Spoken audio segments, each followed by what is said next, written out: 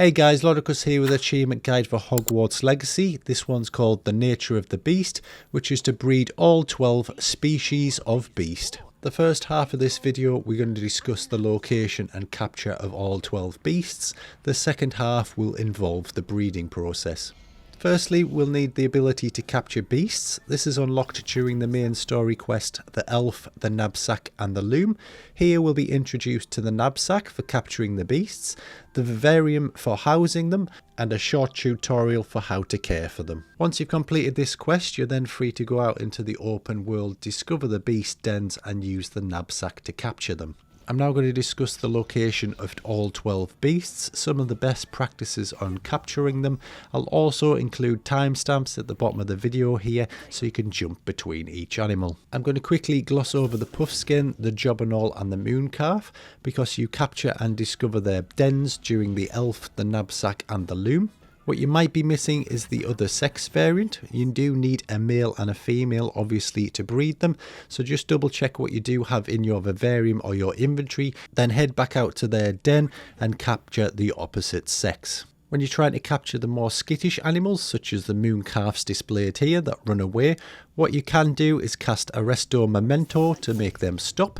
You can then approach slowly and use your Nab-Sack to capture them. We're now going to move on to the other 9 beasts that aren't part of the Elf, the Nab-Sack and the Loom questline, starting with the Diricawl. There's a total of 5 dens on the world map for the Diricawl. The one I'm using in this example is just south of Marrowweem. You tend to find that the female variant is rather bright and colourful and the male rather plain, usually a plain white or grey. They're not very quick, so you should be able to capture both sexes within one go. We're now moving on to the Fwooper, which has a total of 4 dens throughout Hogwarts. In this example, we're going to the one just west of Felcroft. A Fwooper is a large, colourful bird. Looks similar to an owl. You'll be able to distinguish the male and female variants between their colour. The females are kind of a yellowy green, which I'm capturing now, and the males are a purpley pink. I suggest using Arresto Momentum to stop them flying away. Next we move on to the giant purple toads. These have a total of 8 dens across the map. The one we're going to use in this example is just north of Northford Bog. The females of this species tend to be a bright pink or purple, whereas the males are more of a bluey grey. Moving on to the hippogriffs now. There is a total of 3 dens across the map. However, during the main story quest, the High Keep, you will receive 1 male and 1 female hippogriff as part of the quest reward. You can then use these 2 to breed successfully. If for whatever reason you've sold one of these, I'm going to show you a location where to find them. So just in the Forbidden Forest, just north of Jackdaw's Rest, you should find a hippogriff den. The male variant is white and the female variant is brown. I suggest using Arresto Momentum to stop them running away.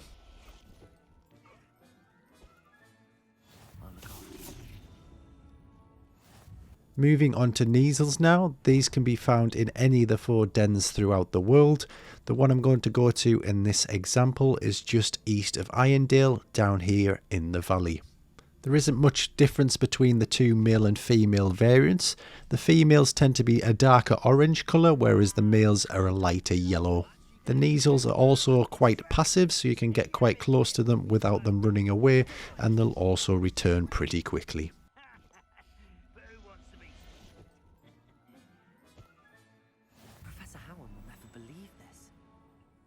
On to Nifflers now. There's a total of 6 dens for these guys throughout Hogwarts Legacy.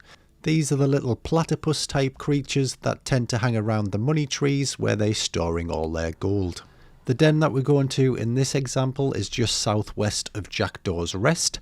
The male variant tends to be green and you'll find that the female is yellow.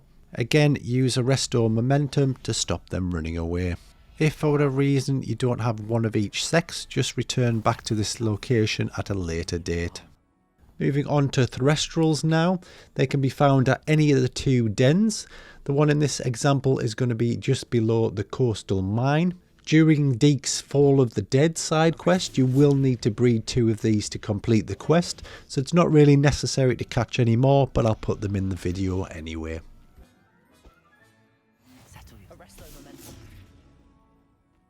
The Graphorn's probably going to be the last beast you capture, as it's quite difficult to get. The Graphorn won't appear in its one and only den on the map until you've completed the main story quest Sandbakar's Trial. This is at the very end of the game, so it could be quite lengthy before you get the Graphorn. At the end of the quest you'll be given one male Graphorn, and then we can head down to the den, which is found on the South Clagmar coast at the very bottom.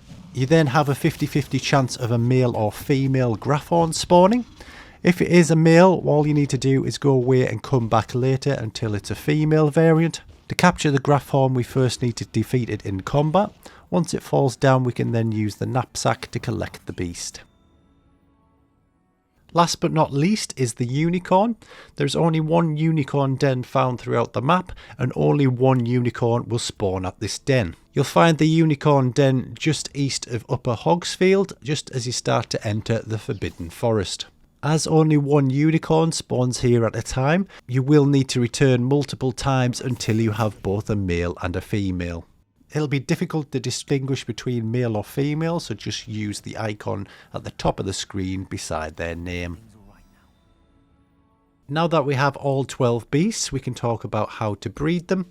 First of all, to unlock breeding, you need to complete Fall of the Dead, which is a side quest from Deek, where we'll have to go to the Tomes and Scrolls store in Hogsmeade to buy the breeding pen for 1000. Once we own the spellcraft, we can then return to one of our 3 vivariums, where it'll cost us 15 moonstone to conjure in a breeding pen. If you happen to own a load of moonstone, you can conjure in 4 breeding pens per vivarium, meaning that you can technically breed all 12 animals at the same time and instantaneously get the achievement. Once we're happy with the placement of our breeding pens, we then need to go into our beast management tab. In here we can then manage what beasts we have in the vivarium. What you want to do is ensure that you have at least 4 different species selected and that you have one of each sex. We're now ready to start breeding them, so head over to a breeding pen, press X to interact, and then select one of the beast portraits. In this example, I've done 4 breeding pens in this vivarium, so I'm going to breed all 4 of these species at the same time. The achievement progresses when you place the animal into the breeding pen. You don't actually have to wait for the full half an hour for it to be born. I've now moved over to the beach vivarium, where I have another 4 pens set up. As I start placing in my last beasts, the achievement pops. And that's it for this achievement guide. If you found all the information in here useful, as always, please like and subscribe, and I'll see you in the next video.